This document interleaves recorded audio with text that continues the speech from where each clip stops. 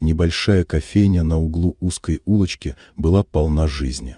Официанты сновали между столиками, ловко разнося заказы, из кухни доносился звон посуды, а посетители неспешно пили кофе, обсуждая новости дня.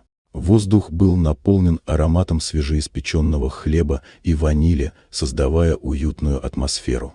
Вдруг дверь резко распахнулась, и внутрь вбежала девочка. Она выглядела изможденной. Слишком легкая одежда для прохладного дня, испачканное лицо, настороженный взгляд. Она втянула голову в плечи, словно ожидала, что ее сейчас прогонят. Немного постояв у входа, девочка нерешительно направилась к стойке. Бариста, молодой парень по имени Данил, машинально приготовился сказать ей, чтобы она уходила. Иногда беспризорные дети забегали сюда, и их визиты редко заканчивались хорошо. Но в этой девочке не было ни вызова, ни хитрости, только усталость и страх. На мгновение Данил замешкался, а затем, наклонившись ближе, негромко спросил: «Ты голодна?» Девочка с опаской кивнула. Не раздумывая, Данил ушел на кухню, а через пару минут перед ней уже стояла тарелка горячего супа, ломоть хлеба и кружка теплого чая. Девочка осторожно начала есть, словно боялась, что у нее могут все забрать.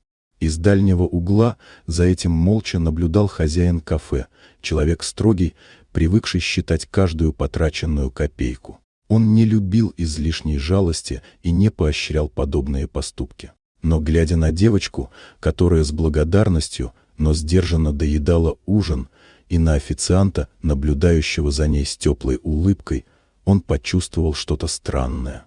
Через несколько минут он подошел к Данилу и тихо сказал несколько слов. Тот удивленно взглянул на него, но промолчал. Счет за ужин девочки был оплачен.